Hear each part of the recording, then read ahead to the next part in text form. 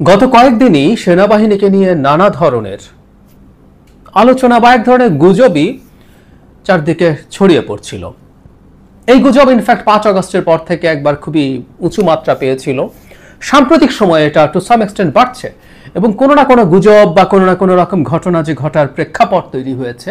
গতকাল আন্তঃবাহিনীর যে জনসংযোগ পরিদপ্তর আছে আইএসপিআর, তাদের বিবৃতিতে এক ধরনের ধারণা পাওয়া যেতে পারে। আমরা এই প্রসঙ্গে কয়েকটা কথা বলবো এবং বিশেষ করে সেনাবাহিনী এবং আরো স্পেসিফিকলি বললে বর্তমান সেনাপ্রধানের বিরুদ্ধে দীর্ঘদিন থেকে একটা সিস্টেম্যাটিক প্রোপাগ্যান্ডা এবং তাকে পদ থেকে সরিয়ে ফেলার যে চেষ্টা আছে সেটা নিয়ে আমাদের একটু কথা বলা দরকার। এবং বাংলাদেশের বর্তমান প্রেক্ষাপটে এই ভদ্রলোক দায়িত্বে থাকা আমাদের গণতান্ত্রিক ট্রান্সফরমেশনের জন্য কতটা গুরুত্বপূর্ণ সেটা নিশ্চয়ই আমরা বুঝতে পারি। আমি আইএসপিআর গতকাল একটা বিজ্ঞপ্তি দিয়ে জানিয়েছে তারা একটা নির্দিষ্ট এলাকা যেটা ক্যান্টনমেন্টের আশেপাশে, আমি একটু পড়ি। রোববার হতে পরবর্তী নির্দেশ না দেওয়া পর্যন্ত কচুক্ষেত সড়ক, বিজয় সরণি হতে প্রধান উপদেষ্টার কার্যালয় হয়ে শহীদ জাহাঙ্গীর গেট সংলগ্ন এলাকা, বিএফ শাহিন কলেজ হতে মহাখালী ফ্লাইওভার সংলগ্ন এলাকা, সৈনিক ক্লাব মোড়, ভাসানটেক, মাটিকাটা, ইসিবি চত্বর ও তৎসংলগ্ন এলাকায় সকল প্রকার সভা সমাবেশ, মিছিল, শোভাযাত্রা, বিক্ষোভ নিষিদ্ধ করা হলো।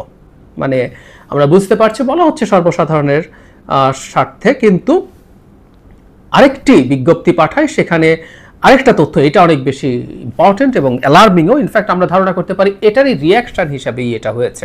এখানে বলা হয়েছে নাশকতা ও বিশৃঙ্খল পরিস্থিতি সৃষ্টির অভিযোগে বাংলাদেশ সেনাবাহিনীর বরখাস্তকৃত সৈনিক নাইমুল ইসলাম ও তার 2 সহযোগীকে গ্রেফতার করেছে আইন শৃঙ্খলা রক্ষা বাহিনীর সদস্যরা। এখানে বলা হয়েছে ঢাকা সেনানিবাসের প্রবেশ পথে তারা বিক্ষোভ সমাবেশের নামে বড় ধরনের নাশকতা সৃষ্টির পরিকল্পনা করছিলেন এবং সোশ্যাল মিডিয়াতে উস্কানিমূলক প্রচারণা চালিয়ে যাচ্ছেন।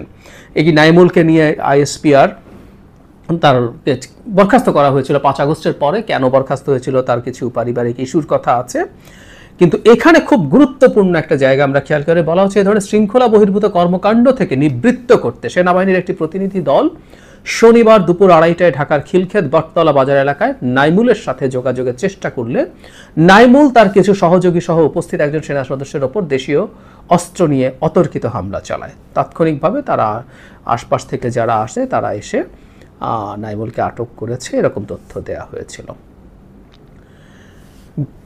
প্রশ্নটা হচ্ছে সেনাবাহিনীকে নিয়ে গুজব, আলোচনা, নানামুখী আলোচনা, নানামুখী আলাপ টালাপ নানা সময় ধরে চলছে এবং অন্তত আইএসপিআর এর স্টেটমেন্ট দিয়ে আমরা বুঝতে পারি যে সেনানিবাসকে কেন্দ্র করে সেই অঞ্চলে কোনো না কোনো ধরনের গোলযোগ তৈরির কোনো পরিকল্পনা এখানে ছিল। এটাকে আমরা এভাবেই দেখতে পারি। প্রশ্ন হচ্ছে গুজব বলি বা কিছু তথ্য আমাদের সামনে যা আছে সেটাকে আমরা কতটুকু গুরুত্ব দেব, দ্যাট ইজ ভেরি ইম্পর্টেন্ট। মানে 5 তারিখের পর থেকে আজ পর্যন্ত একটা জিনিস সিস্টেম্যাটিকলি হয়েছে, সেটা হচ্ছে সেনাপ্রধানকে বিব্রত করা, সেনাপ্রধানকে তার পদ থেকে সরানোর চেষ্টা। আমি একটু পরম্পরাগুলো যদি খুঁজে বের করি, শুরু থেকেই এই আলাপ অনেকেই করেছেন, খুবই গুরুত্বপূর্ণ ইনফ্লুয়েন্সাররা করেছেন যাদের অনেক প্রভাব আছেন। তারা বলার চেষ্টা করেছেন যে তিনি শেখ হাসিনার লোক, শেখ হাসিনার আত্মীয়, যে বাস্তবতা সরিয়ে রাখা হয়। শেষ পর্যন্ত তিনি শেখ হাসিনার পক্ষে গুলি করতে অস্বীকার করে আমাদের এই গণ অভ্যুত্থানকে আরো বেশি রক্তাক্ত হওয়া থেকে বাঁচিয়েছেন এবং উনি ওনার জীবনের ঝুঁকি নিয়েছেন, কারণ এই অভ্যুত্থান যদি বিফল হতো, তার কোর্ট মার্শাল হতো, তার মৃত্যুদণ্ড হতো।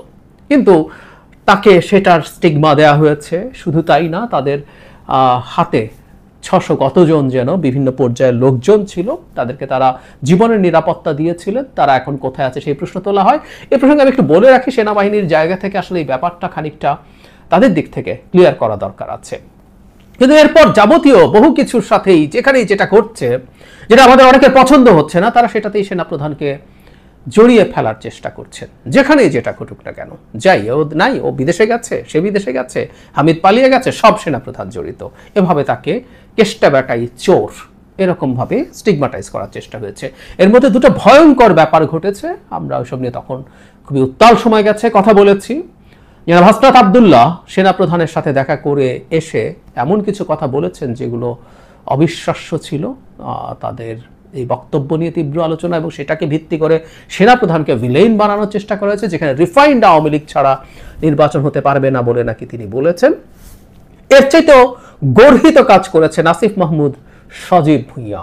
তিনি সরকারের ক্যাবিনেটের একজন সদস্য হয়ে সেনাপ্রধান এবং প্রধান উপদেষ্টার মধ্যে বিভ্রান্তি, বিতর্ক, তাদের মধ্যকার সম্পর্ককে নষ্ট করার মতো বক্তব্য দিয়েছেন অত্যন্ত এক্সপ্লিসিট ভাষায়।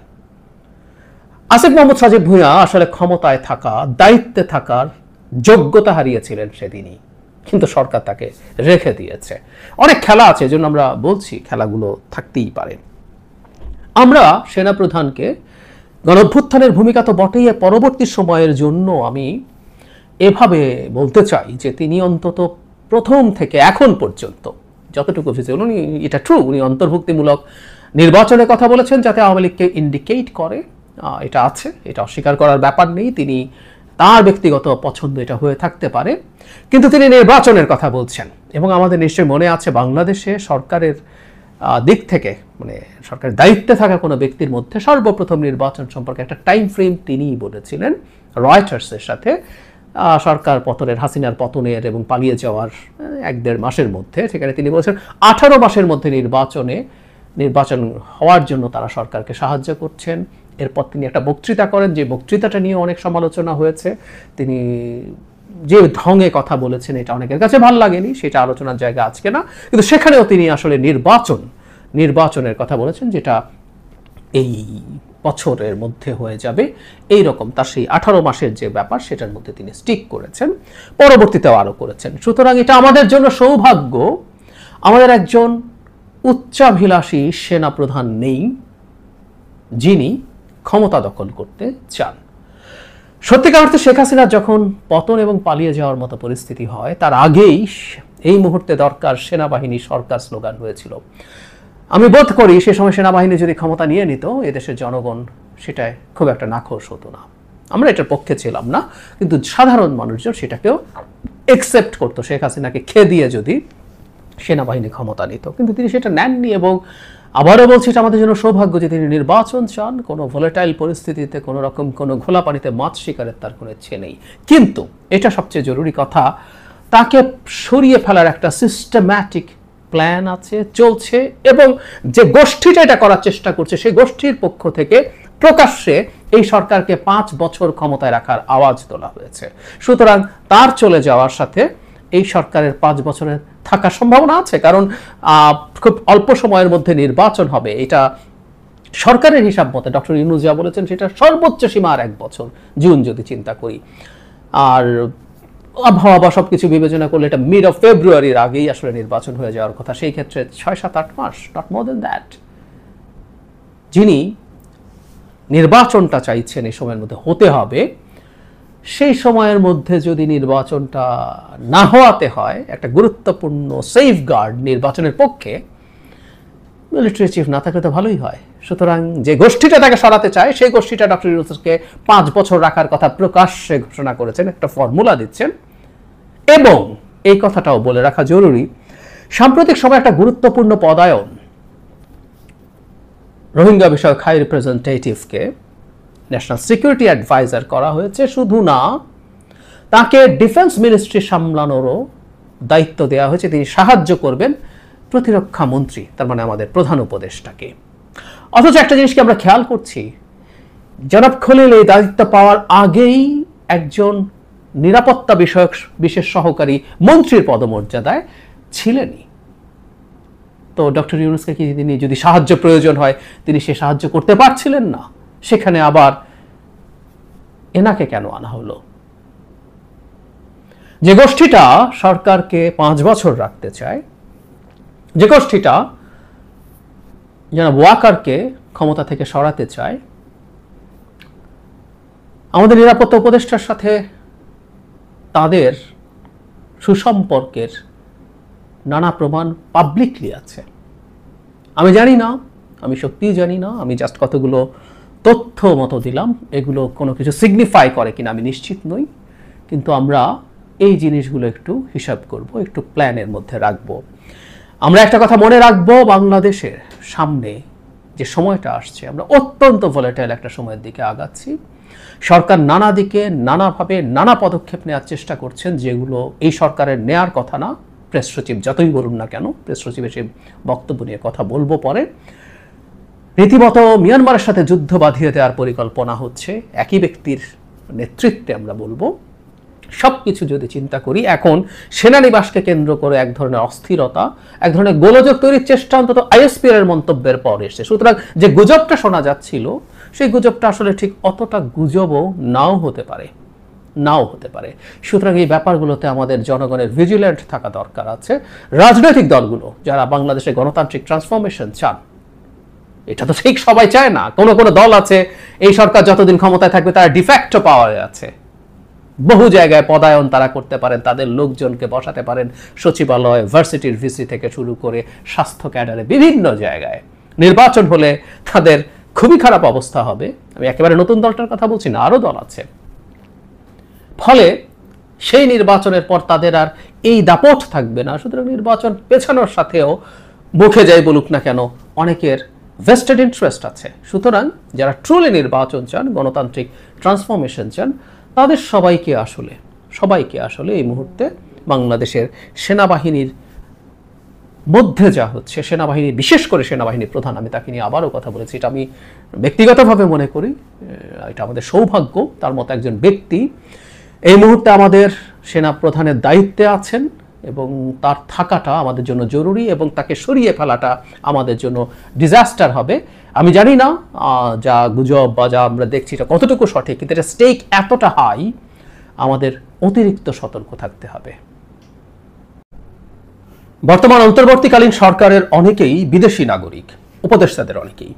এই আলাপ দীর্ঘদিন থেকে চলছে এবং এটা আস্তে আস্তে বেশ সিরিয়াস হয়ে উঠছে। এটা সিরিয়াস হওয়া উচিত।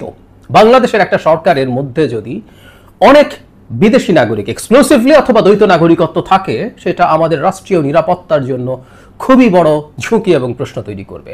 কিন্তু স্বাভাবিকভাবেই এই ডিবেটটা সবচেয়ে বেশি হয়েছে ডক্টর খলিলুর রহমানকে ঘিরে, কারণ তিনি অত্যন্ত সেন্সিটিভ দুটো জায়গায় এখন আছেন। একটা রোহিঙ্গা বিষয়ক হাই রিপ্রেজেন্টেটিভ ছিলেন, সেটা যেমন তেমন হোক, এরপর তিনি জাতীয় নিরাপত্তা উপদেষ্টা হয়েছেন এনএসএ, এবং তিনি ডিফেন্স মিনিস্ট্রি সামলাতে ডক্টর ইউনূসকে সাহায্য করবেন, এই রকম একটা দায়িত্ব তাকে দেয়া হয়েছে সর্বশেষ প্রজ্ঞাপনে।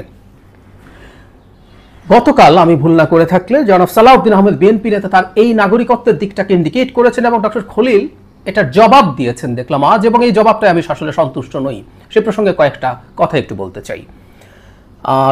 জনাব সালাউদ্দিন আহমেদ গতকাল বলছেন আপনার সরকারে একজন, ডক্টর ইউনূসকে উদ্দেশ্য করে, আপনার সরকারে একজন বিদেশি নাগরিককে জাতীয় নিরাপত্তা উপদেষ্টা করেছেন, আপনার কি সেই আক্কেল জ্ঞান নেই? একজন বিদেশি নাগরিকের কাছে এই দেশের সেনাবাহিনী কিভাবে নিরাপত্তা সংক্রান্ত রিপোর্ট প্রদান করবে? এই বক্তব্যের জবাব দিয়েছেন এবং হেডলাইনটা এরকম যে বিদেশি নাগরিকত্ব থাকার দাবি প্রত্যাখ্যান খলিলুরের। ইউএনবিতে এই নিউজটা দেখছি, কিন্তু আমার কাছে আসলে ভাষার মার প্যাঁচ মনে হয়েছে। উনি যেমন রোহিঙ্গাদেরকে করিডোর দেওয়া নিয়ে ভাষার মার প্যাঁচ করেছিলেন, সেরকম মার প্যাঁচ। তিনি বলছেন আমি একজন বাংলাদেশী নাগরিক হিসাবে আমার পূর্ণাঙ্গ অধিকার ভোগ করার জন্য প্রস্তুত রয়েছি। এই অভিযোগ যিনি করেছেন তাকে সেটি প্রমাণ করতে হবে, প্রয়োজনে আদালতের মাধ্যমে এটি প্রমাণ করতে হবে, এটা বলছেন তিনি। তিনি বাংলাদেশী নাগরিক হতেই পারেন, আমাদের অনেকেরই দ্বৈত নাগরিকত্ব থাকে এবং আমেরিকান নাগরিকত্ব নেওয়ার জন্য তার অন্য দেশের নাগরিকত্ব সারেন্ডার করতে হয় না যদি তিনি মার্কিন নাগরিক হন। তিনি স্পষ্টভাবে কেন বলেন না যে আমি মার্কিন নাগরিক নই, আমি শুধুমাত্র বাংলাদেশী নাগরিক, একমাত্র বাংলাদেশী নাগরিক? ওনার কথার মধ্যে মারপ্যাচ আছে বাংলাদেশী নাগরিক হিসেবে। হ্যাঁ, উনি বাংলাদেশী নাগরিক, কিন্তু ওনার যদি দ্বৈত নাগরিকত্ব থাকে তিনি উপদেষ্টা পদে থাকতে পারেন না। আমাদের সংবিধান এটা সমর্থন করে না। এর মধ্যে কিছু টেকনিক্যালিটিস আছে, তারপরও আমি এই ব্যাপারে বিস্তারিত একটা ভিডিও করেছিলাম। আমি তার কাছ থেকে আসলে স্পষ্ট জবাব চেয়েছিলাম, শেষ পর্যন্ত তিনি রেসপন্ড করেছেন এবং সেটাও ধোঁয়াশায় পরিপূর্ণ। তিনি আসলে ভাষার মারপ্যাঁচ করেছেন। এই মারপ্যাঁচগুলো সন্দেহ আসলে আরো বাড়িয়ে দেয়। আমরা যা জানছি, যে কথাটা ছড়িয়ে বেড়াচ্ছে সেটা সত্য। আমি আমার আগের ভিডিওটা এখানে যুক্ত করছি এবং আপনারা একটু বিস্তারিত দেখুন কেন আমাদের সংবিধান দ্বৈত নাগরিকত্ব থাকা কোনো মানুষকে এই ধরনের পদে পারমিট করে না, এবং আমি সংবিধানের এই নিয়মটা খুবই কঠোরভাবে সমর্থন করি। বাংলাদেশ উদ্ধার করতে আসবেন অন্য আরেক দেশের নাগরিকত্ব সাথে রেখে মহা এফিশিয়েন্ট কেউ হতে পারেন, আপনাদের বাংলাদেশে দরকার নেই। পচা দেশ, এই পচা দেশে যারা আমরা এই পচা দেশকে পুরোপুরি ওন করি, অন্য দেশের নাগরিকত্ব নেওয়া মানেই এই দেশকে ওইভাবে আমরা কেউ ওন করি না। এখানে একটা অল্টারনেটিভের কথা শুধু বলতে পারি, যে মানুষগুলো শেখ হাসিনা সরকারের দমন পীড়নের জন্য দেশ থেকে পালিয়ে গিয়ে বাধ্য হয়েছেন কোনো না কোনো দেশের নাগরিকত্ব নিতে, সেটা এক্সেপশন। তারপরও এখনকার পরিস্থিতিতে তাদের সেই নাগরিকত্ব সারেন্ডার করে বাংলাদেশের আবার পাসপোর্ট গ্রহণ করা তাদের উচিত হবে বলে আমি মনে করি, এবং সেটা সারেন্ডার করা, যদি দ্বৈত নাগরিকত্ব থাকে সেটা সারেন্ডার করা। সেই প্রেক্ষাপট তো পাল্টে গেছে। সুতরাং কোনো ক্রমেই বাংলাদেশ উদ্ধারের জন্য তাদের আমাদের প্রয়োজন আছে আমার মনে হয় না। আমি এই ব্যাপারে খুবই কঠোর আছি। যাই হোক, এই ব্যাপারটা নিয়ে যে ভিডিওটা করেছিলাম যুক্ত করছি, আপনারা দেখবেন। যারা দেখেননি তারা, যারা দেখেছেন তাদের আর এটার প্রয়োজন নেই। অন্তর্বর্তী সরকারের রোহিঙ্গা বিষয়ক high representative doctor Khalilur Rahman তার সেই সময়কার দায়িত্বের চাইতে বেশি কিছু হতে চলছেন, এরকম একটা অনুমান আমার ছিল। আপনাদের মনে থাকার কথা, চায়না থেকে ফিরে তিনি যখন ব্রিফিং করেছেন, তার ব্রিফিং করা বা পরবর্তীতে নানা সময়ে পররাষ্ট্র বিষয়ক ব্রিফিংয়ে তাকে দেখে আমার ধারণা হচ্ছিল তিনি পররাষ্ট্র উপদেষ্টা হতে যাচ্ছেন কিনা, কিন্তু পরে দেখা গেল আমার ওই অনুমানটা ভুল। কিন্তু তিনি গুরুত্বপূর্ণ বা আরো গুরুত্বপূর্ণ কিছু হতে যাচ্ছেন, তার যে স্পেসিফিক দায়িত্ব তার চাইতে বেশি কিছু হতে যাচ্ছেন, এটা বোঝা যাচ্ছিল। এবং সেটা আমরা জানলাম, তিনি দুটো দায়িত্ব পেয়েছেন, আমরা এভাবে বলবো। একটা প্রধান, একটা হচ্ছে বাংলাদেশের ইতিহাসে প্রথমবারের মতো একজন সিকিউরিটি অ্যাডভাইজার হিসাবে তাকে নিয়োগ করা হয়েছে। আমাদের আর আগে কখনো কোনো সিকিউরিটি অ্যাডভাইজার ছিল না। শুধু সেটা না, আরেকটা খুবই গুরুত্বপূর্ণ দায়িত্ব তাকে দেয়া হয়েছে। আমি চিফ অ্যাডভাইজারের যে ফেসবুক আছে সেখান থেকে একটু পড়ি। Additionally, he will assist the chief advisor in the discharge of his responsibilities relating to the Ministry of Defence. আমরা ট্রেডিশনালি দেখেছি আমাদের দেশের প্রাইম মিনিস্টাররা প্রতিরক্ষা মন্ত্রণালয়টা তার হাতে রাখেন। মানে ইভেন ভারতে একজন প্রতিরক্ষা মন্ত্রী থাকে, কিন্তু আমাদের প্রতিরক্ষা মন্ত্রী কখনো ছিল না, প্রধানমন্ত্রী প্রতিরক্ষা মন্ত্রণালয় রাখেন। এখানে তাকে অ্যাডিশনাল রেসপন্সিবিলিটি দেওয়া হয়েছে। এছাড়া আমরা যে হাই রিপ্রেজেন্টেটিভ উনি ছিলেন সেটা রয়েই গেল। একটা গুরুত্বপূর্ণ বা অতি গুরুত্বপূর্ণ বা এভাবে বলতে একটা মারাত্মক প্রশ্ন তৈরি হয়েছে। আমি দেখছি যে সোশ্যাল মিডিয়াতে গুরুত্বপূর্ণ মানুষজন যারা এই খোঁজ খবর রাখেন, একেবারে যে কেউ ধরনের মানুষ নন, তারা একটা তথ্য সামনে আনছেন, সেটা হচ্ছে জনাব খলিলুর রহমান মার্কিন নাগরিক। আমি নিশ্চিত নই, আমি আপাতত এটা ধরে কথা বলছি এবং আমি সরকারের কাছে একটা অ্যাপিল করব এই ভিডিওর শেষে। এই রকম আলাপ আসছে যে তিনি একজন মার্কিন নাগরিক, বাংলাদেশে মন্ত্রীর পদমর্যাদায় আগেই নিযুক্ত হয়েছেন, আর এখন অতি গুরুত্বপূর্ণ অতি সেন্সিটিভ দুটো জায়গায়, একটা সিকিউরিটি অ্যাডভাইজার এবং আরেকটা হচ্ছে উনি ডিফেন্স মিনিস্ট্রি দায়িত্ব পালনে প্রধান উপদেষ্টাকে সহায়তা করবেন। আমার কাছে তো মনে হচ্ছে এটা ডিফ্যাক্টো প্রতিরক্ষা মন্ত্রীর মতোই একটা বিষয়। দুটো ব্যাপার একটু বলে রাখা ভালো তার শুরুতেই, সেটা হলো সিকিউরিটি অ্যাডভাইজারের কাজ কি হবে, এটার যথাযথ পরিকল্পনা করে হয়েছে কিনা আমি জানি না। মানে একদম আরবিট্রারিলি ইচ্ছে হলো একজন সিকিউরিটি অ্যাডভাইজার নিয়োগ করে দেওয়া হলো, মানে এটা নিয়ে প্রপার যে রুলস অ্যান্ড রেগুলেশনস লজ আদৌ আছে কিনা, করা হয়েছে কিনা আমাদের অন্তত চোখে পড়েনি। আমাদের তো জানার অধিকার আছে বাংলাদেশের একজন সিকিউরিটি অ্যাডভাইজার যখন নিযুক্ত হন কি কি রেসপন্সিবিলিটি তার আছে, এটা সরকারকে জানানো উচিত ছিল। নতুন করে আইন বা অধ্যাদেশ এখন যদি জারি নাও হয় সিকিউরিটি অ্যাডভাইজারের কাজ কি সেটা আমাদের জানানো দরকার ছিল, জানানো হয় নাই। জাস্ট আরবিট্রারিলি ইচ্ছা হলো, ভাল লাগলো, একজন সিকিউরিটি অ্যাডভাইজার দিয়ে দিলাম। প্রায় একটা কথা বলতে চাই, এটা আমাদের দেশ, এটা পোস্ট শেখ হাসিনা। এখানে একজন শেখ হাসিনা যা চাইবেন তাই হয়ে যাবে, সেটা হওয়া উচিত না। জনগণকে ইনফর্ম করা সরকারের জরুরি দায়িত্ব, যে 53 বা 54 বছর পর কেন একজন সিকিউরিটি অ্যাডভাইজারের আমাদের প্রয়োজন হলো এবং তার কি কি রেসপন্সিবিলিটি থাকবে, খুবই জরুরি। আমার ব্যক্তিগত অপিনিয়ন আমি একটু জানিয়ে রাখি, আমাদের একজন সিকিউরিটি অ্যাডভাইজার দরকার আছে বলে আমি মনে করি, কিন্তু তিনি কি কি করবেন। আমি ভারতের সিকিউরিটি অ্যাডভাইজার অজিত দোভাল আমরা খুব চিনি, জনাব খলিলুর রহমান। এই যে কিছুদিন আগে মোদির সাথে আমাদের প্রধান উপদেষ্টা বিমস্টেকে যে বৈঠক হলো, সেখানে দেখলাম অজিত দোভালের সাথে একটা ইনফর্মাল মিটিং করছেন। সো ভারতের সিকিউরিটি অ্যাডভাইজারের কী কী ক্ষমতা আছে, দায়িত্ব আছে, সেটা যদি দেখি খুবই সেন্সিটিভ ইস্যুস। নাম শুনেই বোঝা যায় সিকিউরিটি অ্যাডভাইজার। সো একটা স্টেটের ইন্টারনাল এবং এক্সটার্নাল সিকিউরিটি থ্রেট নিয়ে তিনি অ্যানালাইজ করেন, তিনি প্রধানমন্ত্রীকে পরামর্শ দেন এবং সে কী কী স্টেপ যেগুলো এক্সিকিউট করা হচ্ছে সেগুলো ওভারসি করেন। এর চেয়েও জরুরি কথা যেটা, সেটা হচ্ছে ভারতের সিকিউরিটি, ন্যাশনাল সিকিউরিটি অ্যাডভাইজারের কাছে ভারতের গোয়েন্দা সংস্থাগুলোর সব রিপোর্ট তার কাছে যায়, তিনি সেগুলো নিজে ফাইনালাইজ করেন এবং সেগুলোকে অ্যাকুমুলেট করেন, ইন্টারপ্রেট করেন এবং সেটার ভিত্তিতেও তিনি ভারতের প্রধানমন্ত্রীকে পরামর্শ দেন। তার মানে আমরা এই প্রশ্ন এখন করব যে ঠিক এরকমই কিছু, মানে আমাদের সিকিউরিটি অ্যাডভাইজারের কাছে কি আমাদের জাতীয় গোয়েন্দা সংস্থা সবগুলো রিপোর্ট যাবে, সব কি তিনি দেখবেন এবং তিনি কি একজন মার্কিন নাগরিক হয়ে এটা দেখবেন? আমি আসছি, মানে এই প্রশ্ন দূরেই থাকুক, একজন মন্ত্রী, লিস্ট একজন মন্ত্রীও কি বিদেশি নাগরিক হওয়া উচিত? আমাদের সংবিধান কি বলে? এটা সাংবিধানিক সরকার নয়, অনেকেই বলেন। তারপর আমাদের একটু জেনে রাখা দরকার আমাদের স্পিরিটটা কি ছিল। আমি আর্টিকেল 56 প্রধানমন্ত্রী ও মন্ত্রিসভা এর 2 এর মধ্যে আছে এরকম যে প্রধানমন্ত্রী, অন্যান্য মন্ত্রী, প্রতিমন্ত্রী, উপমন্ত্রী সবাইকে রাষ্ট্রপতি নিয়োগ করবেন। শর্ত হচ্ছে 90%, 10 জনে 9 জন নির্বাচিত সংসদ সদস্যদের মধ্য থেকে নির্বাচিত হবেন, আর 1/10 টেকনোক্র্যাট মন্ত্রী হতে পারেন যারা সংসদ সদস্য না হলেও চলবে। তার মানে হিসাবটা এরকম, 50 জন যদি মন্ত্রিসভার সদস্য থাকেন, 45 জনকে সংসদ সদস্য হতে হবে, আর বাকি 5 জন হতে পারেন টেকনোক্র্যাট যারা সংসদ সদস্য না হয়েও মন্ত্রী হতে পারেন। টেকনোক্র্যাট মন্ত্রী বিভিন্ন সরকারের সময় আমরা দেখেছি। তবে এখানে একটা জরুরি কথা, কনস্টিটিউশন লিখে দিয়েছে, অনধিক 1/10 সংসদ সদস্য নির্বাচিত হইবার যোগ্য ব্যক্তিদের গণের মধ্যে হইতে মনোনীত হইতে পারিবেন। তার মানে যারা টেকনোক্র্যাট মন্ত্রী হবেন তারাও সংসদ সদস্য নির্বাচিত হওয়ার যোগ্যতা তাদের থাকতে হবে। তাহলে আইদার সংসদ সদস্য অথবা সংসদ সদস্য নির্বাচিত হওয়ার যা যা যোগ্যতা, তো ওর মধ্যে কি আছে? আমি 66 এর 2 এর গ, মানে মানে কোনো ব্যক্তি সংসদ সদস্য নির্বাচিত হওয়ার অনুপযুক্ত হবেন বা সংসদ সদস্য থাকতে পারবেন না যদি অনেকগুলোর মধ্যে গ হচ্ছে তিনি কোনো বিদেশি রাষ্ট্রের নাগরিকত্ব অর্জন করেন কিংবা কোনো বিদেশি রাষ্ট্রের প্রতি আনুগত্য ঘোষণা বা স্বীকার করেন।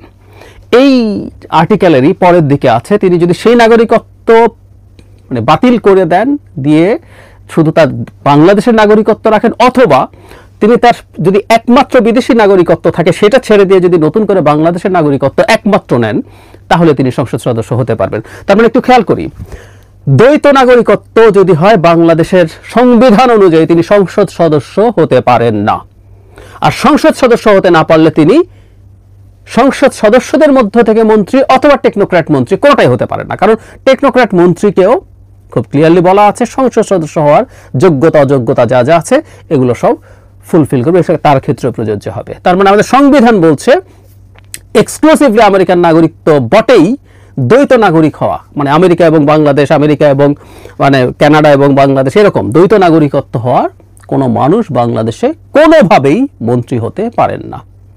আরেকটা ইন্টারেস্টিং জিনিস আপনাদেরকে দেখাই, এই সরকার নভেম্বরে একটা অধ্যাদেশ জারি করতে চেয়েছিল এই যে সরকারটা আছে স্ট্রাকচার নিয়ে।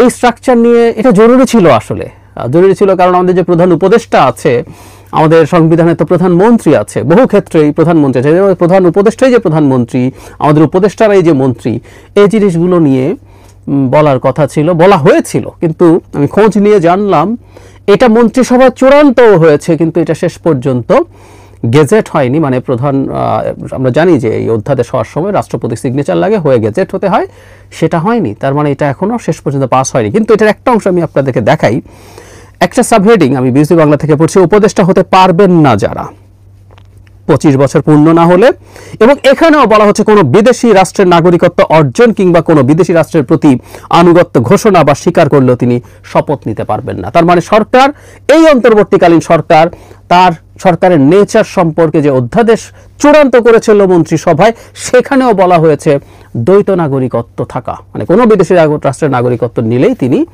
কোনোভাবেই উপদেষ্টা হতে পারেন না। এটাও এই অধ্যাদেশের মধ্যে অন্তর্ভুক্ত ছিল, এটা এখনো পাস হয়নি, কেউ টেকনিক্যালি বলতে পারেন পাস তো হয়নি। তার মানে হচ্ছে এই বাংলাদেশের নাগরিকত্বের পাশাপাশি যে কেউ অন্য কোনো দেশের নাগরিকত্ব নিয়েছেন তিনি এই দেশের প্রতি মানে একেবারে দ্ব্যর্থহীনভাবে, এই দেশের প্রতি শর্তহীনভাবে আনুগত্য রাখেন বলে আমি বিশ্বাস করি না। নির্বাচন ব্যবস্থা সংস্কার কমিশনের সদস্য হিসেবে আমি যখন কাজ করছিলাম তখন এই ধরনের বেশ কিছু মানুষ কমিশনে এসছেন, কথা বলেছেন এবং তারা এই বারটা তোলার জন্য বারবার কথা বলেছেন। আমি সম্ভবত এটার বিরুদ্ধে সবচেয়ে কঠোর ফাইট করেছি। কোনো মানুষ যদি মনে করেন তিনি অন্য দেশের নাগরিকত্ব নেবেন, থ্যাংক ইউ ভেরি মাচ, আপনি বাংলাদেশে আপনাকে বেতন টেতন দিয়ে কোথাও কনসালটেন্সি করাতে পারি, কিন্তু আমাদের এই পচা দেশ, এটা পচা দেশ বলেই তো আপনারা অন্য কোনো দেশের নাগরিকত্ব নিয়েছেন, এই পচা দেশটার আমরা পচা মানুষরাই দেখি একটু চেষ্টা করে গড়ে তোলা যায় কিনা। আমরাই সংসদ সদস্য হই, আমরাই অন্যান্য বিভিন্ন মন্ত্রী টন্ত্রী হয়েও যদি পারি, আমরা পচা দেশ, তো পচা দেশে পচা লোকরাই আমরা থাকি। আপনারা অনেক এফিসিয়েন্ট হতে পারেন, অনেক এফিসিয়েন্সি নিয়ে আপনারা আপনাদের জায়গায় থাকেন। আমার চিন্তা এরকম। আমি খুব টাফ ডিবেট করেছি আমাদের সেই কমিশনে, এবং আমি কোনোভাবেই ভবিষ্যতেও কখনো যদি এটা পরিবর্তনের প্রশ্ন আসে, আমার প্রতিবাদে কী হবে জানি না, আমি অত্যন্ত টাফভাবেই এটা প্রতিবাদ করব, সিরিয়াসলি করব। যাই হোক, যে কথাটা বলছিলাম, কোনো মন্ত্রী দ্বৈত নাগরিকত্ব নিয়ে থাকা উচিত বলে আমি মনে করি না। কোনো মন্ত্রী, যে কোনো মন্ত্রণালয় যেটা আমাদেরকে অ্যাপারেন্টলি লেস সেন্সিটিভ মনে হয়, সেটাও হওয়া যাবে না, ফুল স্টপ। আমি জানি না আর কেউ আছে কি নাই। আমাদের কি মনে নাই কিছুদিন আগেই সংবিধান সংস্কার কমিশনের সভাপতি, চেয়ারপারসন, যিনি এখন ঐক্যমত্য কমিশনের ভাইস প্রেসিডেন্ট, জনাব আলী রিয়াজের আমেরিকান নাগরিকত্ব নিয়ে খুবই পাওয়ারফুল, অতি ইনফ্লুয়েন্সিয়াল মানে সোশ্যাল মিডিয়া অ্যাক্টিভিস্ট বলেছিলেন যে বিদেশি নাগরিকত্ব নিয়ে, আমেরিকান নাগরিকত্ব নিয়ে তিনি কিভাবে সংবিধান প্রণয়ন করেন। খুবই সমালোচনা হয়েছিল। আমাকেও এই প্রশ্ন বিভিন্ন টকশোতে জিজ্ঞেস করা হয়েছিল। প্রথম কথাটা হচ্ছে, এটা সংবিধানের সাথে সাংঘর্ষিক না। এখন পর্যন্ত যে একটা কাজ তিনি করতে এসছেন তাকে করতে দেয়া হয়েছে, এবং বাংলাদেশে তিনি খুবই ইনভলভ ছিলেন for a very long period. তারপরে এই প্রশ্নটা নৈতিকভাবে কেউ করতে পারেন। আসলে একটা দেশের সংবিধান লিখছি আমরা, যেখানে আমেরিকান পাসপোর্টধারী একজন মানুষ সেই কাজটা করেছেন। যদি সেটা হয়ে থাকে, একজন মন্ত্রী হচ্ছেন কিভাবে, একই রকম ক্রাইটেরিয়া নিয়ে আমাদের শোরগোল করা দরকার। একটু বলে রাখি আবারও, আমরা এখনও নিশ্চিত নই। এবার সেই মন্ত্রী যদি হন জাতীয় নিরাপত্তা উপদেষ্টা, যিনি আমাদের দেশের সব ভালনারেবল জিনিস জানবেন, বুঝবেন, সেটা নিয়ে অ্যানালাইজ করবেন, সেটা নিয়ে প্রধান উপদেষ্টার সাথে আলোচনা করবেন, প্রধান উপদেষ্টা চিন্তা জানবেন, সব তথ্য তার কাছে থাকবে, এবং তিনি প্রধান উপদেষ্টাকে আমাদের ডিফেন্স মিনিস্ট্রি সামলাতে সাহায্য করবেন। মানে আমাদের সবচেয়ে সার্বভৌমত্বের প্রতীক যে জায়গাগুলো, সেই জায়গাগুলোতে একজন মার্কিন নাগরিক বা বিদেশি নাগরিক কাজ করবেন। কিভাবে দেখবো আমরা এটাকে, কিভাবে নেব? আমি এটা জনাব খলিলুর রহমান সম্পর্কে বলছি না। উনি অত্যন্ত এডুকেটেড, ক্যাপেবল, এক্সপেরিয়েন্সড একজন মানুষ। আনডাউটেডলি তার প্রোফাইল দেখলে যে কারোই মনে হবে উনি হাইলি ক্যাপেবল। কিন্তু আমরা একজন বিদেশি নাগরিককে এত সংবেদনশীল কোনো মন্ত্রণালয়ে এবং নতুন দায়িত্বে কেন দিচ্ছি? কেন আমরা এটা মেনে নিচ্ছি যদি তিনি সেটা হয়ে থাকেন? আমি আবারও বলি, এই মন্ত্রণালয় না, কোনো একটা মন্ত্রী পরে ক্যাবিনেটে কোনো দ্বৈত নাগরিকত্বের মানুষ থাকতে পারেন বলে আমি বিশ্বাস করি না। যদি কেউ থেকে থাকে, প্রত্যেকেরকে বের করে দেওয়ার পক্ষে আমি। আপনাদের সার্ভিস এই দেশের দরকার নেই। যদি হয়, সংবিধান বলেছে ওই নাগরিকত্ব ছেড়ে আসুন, একমাত্র বাংলাদেশের নাগরিক হয়ে যদি দেশকে সেবার আগ্রহ থাকে, ইচ্ছা থাকে, সেটা করুন। এর বাইরে অন্যথা কোনো কিছু আমি অন্তত কোনোভাবে মেনে নেব না। সরকারের কাছে আহ্বান, যেহেতু এরকম একটা প্রশ্ন উঠেছে, এবং আবারও বলছি, গুরুত্বপূর্ণ মানুষজন এই প্রশ্ন তুলছেন যারা এসব সম্পর্কে জানেন, সরকারকে বা মিস্টার খলিলুর রহমানকে এটা স্পষ্ট করতে হবে যে তিনি দ্বৈত নাগরিক নন, তার অন্য কোনো দেশের নাগরিকত্ব নেই, তিনি শুধুমাত্র বাংলাদেশের নাগরিক। বলতে পারেন, তর্ক করতে পারেন, উনি হতে পারেন যে হ্যাঁ, আমি তো মন্ত্রী না, সংবিধানে মন্ত্রী আছে, আমি তো উপদেষ্টা, কিসের সাথে আমার সাংঘর্ষিক? হ্যাঁ, আমি দ্বৈত নাগরিকত্ব নিয়ে আছি এবং আমি বেআইনি বা অসাংবিধানিক কিছু করছি না। অন্তত এরভাবে বলতে হবে, আছে কি নেই। আইদার না বলতে হবে, অথবা আছে কিন্তু আমি কোনো রকম কোনো অসাংবিধানিক বা বেআইনি কিছু করছি না, এটা বলতে হবে। সরকারকে এই জিনিসটা ক্ল্যারিফাই করতে হবে। দেশের সবচেয়ে সেন্সিটিভ, সবচেয়ে স্পর্শকাতর, সবচেয়ে সংবেদনশীল বিষয় নিয়ে এরকম যাতা করার কোনোরকম কোনো অধিকার এই সরকারের নেই। আমি চাই এই একই দাবি বিভিন্ন রাজনৈতিক দল তারা এটা নিয়ে মাঠের এই আওয়াজটা তুলুক, মাঠে এই কথাগুলো বলুক, কারণ আমাদের প্রতিরক্ষার মতো বিষয়, আমাদের জাতীয় নিরাপত্তার মতো বিষয় আমি বলছি না জনাব খলিলুর রহমান এগুলো খুব ইনএফিশিয়েন্টলি করবেন বা উনি কোনো না কোনোভাবে এটার সাথে বিট্রে করতে পারেন, ইভেন খাস বাংলাদেশি নাগরিকও বিট্রে করতে পারেন, কিন্তু লিস্ট কতগুলো স্ট্যান্ডার্ড আছে, লিস্ট কতগুলো ক্রাইটেরিয়া আছে, সেটা ফুলফিল না করে কোনোভাবেই হতে পারে না। আমাদের কনস্টিটিউশন, আমাদের ল, এই যে অধ্যাদেশ হতে যাচ্ছে প্রত্যেকটা স্পিরিট হচ্ছে এটার বিরুদ্ধে। সুতরাং কোনোভাবেই এটা হওয়া উচিত না। এবং আবারও বলছি, রিপিটেশন হচ্ছে, তারপরও বলছি, সরকারকে বা জনাব খলিলুর রহমানকে ক্ল্যারিফাই করতে হবে এই বিষয়টা। আর যদি সেটা না হয়ে থাকে, উনি যদি অদ্বৈত নাগরিক না হয়ে থাকেন, তাহলে এই আলাপটার কোনো প্রয়োজন ছিল না। কিন্তু আমি এটা এতটাই সিরিয়াস এবং সেন্সিটিভ, আমি সাধারণত খুবই মেইন স্ট্রিমে না আসা কোনো নিউজ নিয়ে কথা বলি না, সাধারণত না, বলেই না আসলে, কিন্তু এটা এতটাই গুরুত্বপূর্ণ মনে হয়েছে, আমি এটা নিয়ে কথা বলতে বাধ্য হয়েছি।